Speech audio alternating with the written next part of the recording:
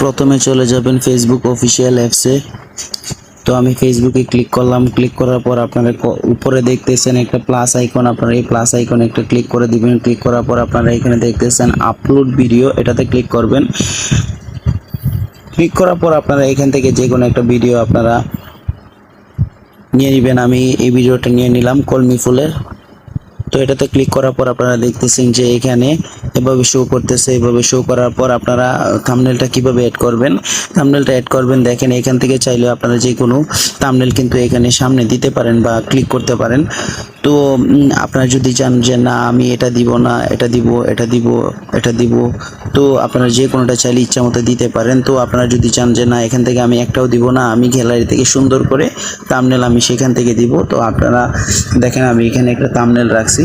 তো আমি এই থাম্বনেলটা কিন্তু এখানে দিয়ে দিছি। তো দেখতেছেন যে আমি অলরেডি কিন্তু